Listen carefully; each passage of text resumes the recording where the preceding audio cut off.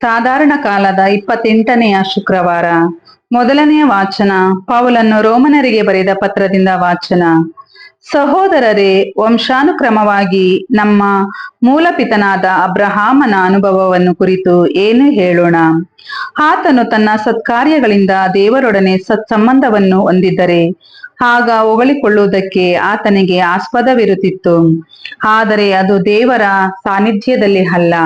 ಏಕೆಂದರೆ ಪವಿತ್ರ ಗ್ರಂಥದಲ್ಲಿ ಹೀಗೆ ಹೇಳಿದೆ, ಅಬ್ರಹಾಮನು ದೇವರಲ್ಲಿ ವಿಶ್ವಾಸವಿಟ್ಟನು, ಆತನು ತಮ್ಮ ಸತ್ಸಂಬಂಧದಲ್ಲಿ ಇರುವುದಾಗಿ ದೇವರು ಪರಿಗಣಿಸಿದರು. ದುಡಿಯುವವನಿಗೆ ದೊರಕುವ ಕೂಲಿ ಉಚಿತ ದಾನವಲ್ಲ, ಅದು ಅವನ ಕಷ್ಟಾರ್ಜಿತ ಸಂಪಾದನೆ. ಆದರೆ ಸತ್ಕಾರ್ಯ ಸಂಪಾದನೆ ಇಲ್ಲದಿದ್ದರೂ ಯಾರು ಅಧರ್ಮಿಗಳನ್ನು ಸಧರ್ಮಿಗಳನ್ನಾಗಿಸುವ ದೇವರಲ್ಲಿ ವಿಶ್ವಾಸವಿಡುತ್ತಾರೋ ಅಂಥವರ ವಿಶ್ವಾಸವನ್ನು ದೇವರು ಅಂಗೀಕರಿಸಿ ತಮ್ಮೊಡನೆ ಸತ್ಸಂಬಂಧದಲ್ಲಿ ಇರಿಸಿಕೊಳ್ಳುತ್ತಾರೆ. ಅಂತೆಯೇ ಸತ್ಕಾರ್ಯ ಸಂಪಾದನೆ ಇಲ್ಲದಿದ್ದರೂ ಯಾರು ದೇವರೊಡನೆ ಸತ್ಸಂಬಂಧದಲ್ಲಿ ಇರುತ್ತಾರೋ ಅಂಥವರು ಭಾಗ್ಯವಂತರು. ಇದನ್ನು ಕುರಿತು ದಾವೀದನು ಹೀಗೆನ್ನುತ್ತಾನೆ, ಯಾರ ಅಪರಾಧಗಳು ಪರಿಹರಿಸಲಾಗಿವೆಯೋ, ಯಾರ ಪಾಪಗಳು ಕ್ಷಮಿಸಲಾಗಿವೆಯೋ ಅವರು ಭಾಗ್ಯವಂತರು. ಯಾರ ಪಾಪವನ್ನು ಸರ್ವೇಶ್ವರ ಲೆಕ್ಕಿಸುವುದಿಲ್ಲವೋ ಆತನು ಭಾಗ್ಯವಂತನು. ಪ್ರಭುವಿನ ವಾಕ್ಯ. ದೇವರಿಗೆ ಕೃತಜ್ಞತೆ ಸಲ್ಲಲಿ. ಕೀರ್ತನೆ ಶ್ಲೋಕ. ನೀನೇ ನನಗೆ ಮರೆಯು, ಆಪತ್ತಿನಲ್ಲಾಸರೆಯು. ಯಾರ ಪಾಪ ಪರಿಹಾರವಾಗಿದೆಯೋ, ಯಾರ ದ್ರೋಹ ವಿಮೋಚನೆಯಾಗಿದೆಯೋ ಅವರೇ ಧನ್ಯರು. ಯಾರ ಅಪರಾಧವನ್ನು ಪ್ರಭು ಎಣಿಸಲಿಲ್ಲವೋ, ಯಾರ ಅಂತರಂಗದಲ್ಲಿ ಕುತಂತ್ರವಿಲ್ಲವೋ ಅವರೇ ಧನ್ಯರು. ಶ್ಲೋಕ. ನೀನೇ ನನಗೆ ಮರೆಯು, ಆಪತ್ತಿನಲ್ಲಾದ ಆಸರೆಯು.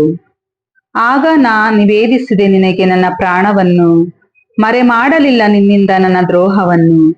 ಪ್ರಭು ಮುಂದೆ ನನ್ನ ತಪ್ಪುಗಳನ್ನೊಪ್ಪಿಕೊಳ್ಳುವೆ ಎಂದೆನು, ಆಗ ನೀ ಪರಿಹರಿಸಿದೆ ನನ್ನ ಪಾಪ ದೋಷವನ್ನು. ಶ್ಲೋಕ. ನೀನೇ ನನಗೆ ಮರೆಯು, ಆಪತ್ತಿನಲ್ಲಾಸರೆಯು.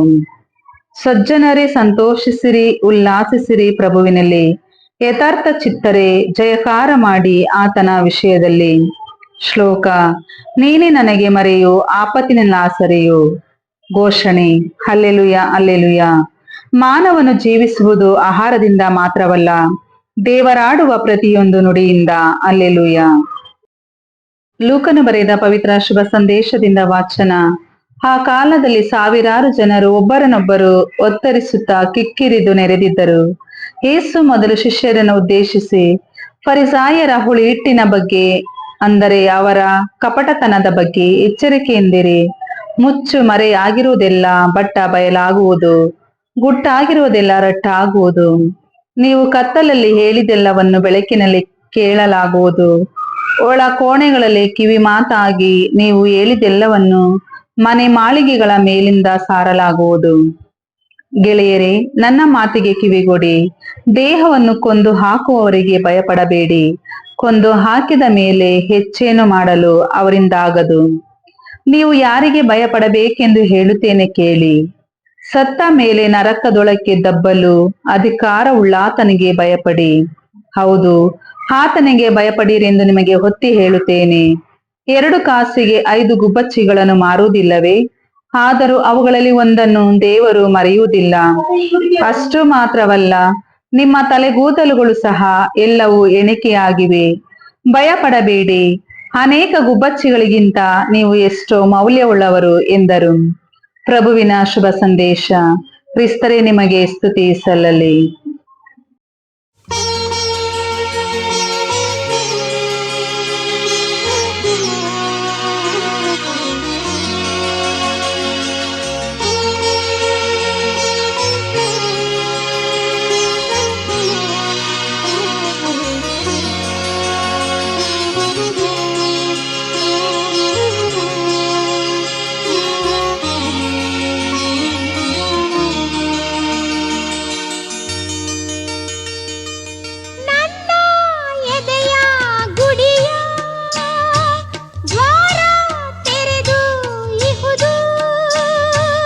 ನೆಲಸಲ್ಲಿನಿ ಯೇಸು ಕೃಪೆ ತೋರುನಿ, ನೆಲಸಲ್ಲಿನಿ ಯೇಸು ಕೃಪೆ ತೋರುನಿ.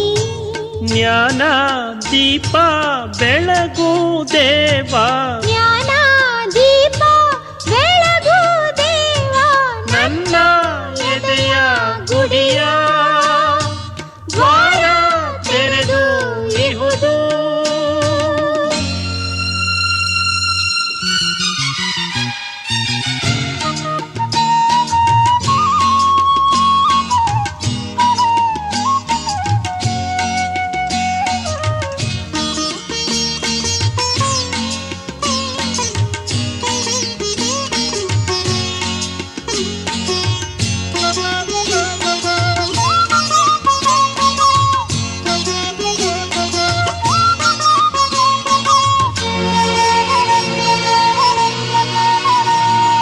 ತಂದೆ ತಾಯಿ ಎಲ್ಲ ನೀನೇ, ಬಂಧು ಬಳಗ ಯೇಸು ನೀನೇ.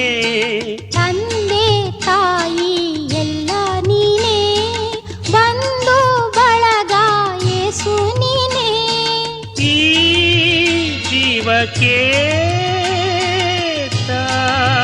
ಚೇತನ ನೂತನ ಸಂಜೀವನ, ಪ್ರತಿ ಉಸಿರು ನಿನ್ನ ಹೆಸರು ನುಡಿಯಲಿ ಜೀವ, ಪ್ರತಿ ಉಸಿರು ನಿನ್ನ ಹೆಸರು ನುಡಿಯಲಿ ಜೀವ. ನನ್ನ ಎದೆಯ ಗುಡಿಯ ದ್ವಾರ ತೆರೆದು ಇಹುದು.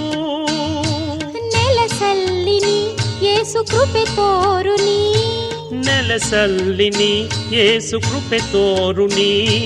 ಜ್ಞಾನ ದೀಪ ಬೆಳಗು ದೇವಾ, ಜ್ಞಾನ ದೀಪ ಬೆಳಗು ದೇವಾ, ನನ್ನ ಎದೆಯ ಗುಡಿಯ ದ್ವಾರ ತೆರೆದು ಇಹುದು.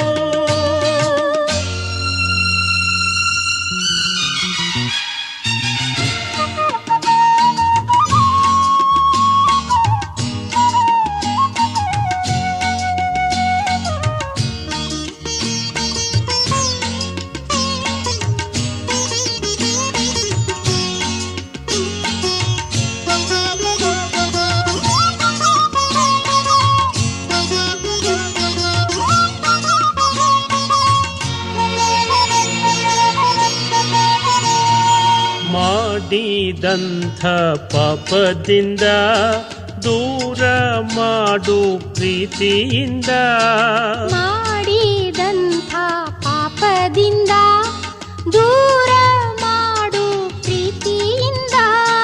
ನೀಡಿದ ಸಂದೇಶವ ನಾ ಪಾಲಿಸೆ ಸಂತೋಷವ, ಮನಸ್ಸಿನಲ್ಲಿ ನೆಲೆಸಿರಲಿ ನಿನ್ನಯ ರೂಪ, ಪ್ರತಿ ಕ್ಷಣವು ನಿನ್ನ ಒಲವು ಆಗಲಿ ದೀಪ. ನನ್ನ ಎದೆಯ ಗುಡಿಯ ದ್ವಾರ ತೆರೆದು ಇಹುದು. ನೆಲಸಲ್ಲಿ ನೀ ಯೇಸು ಕೃಪೆ ತೋರು ನೀ, ನೆಲಸಲ್ಲಿ ನೀ ಯೇಸು ಕೃಪೆ ತೋರು ನೀ. ಜ್ಞಾನ ದೀಪ ಬೆಳಗು ದೇವಾ, ಜ್ಞಾನ ದೀಪ ಬೆಳಗು ದೇವಾ, ನನ್ನ ಎದೆಯ ಗುಡಿಯ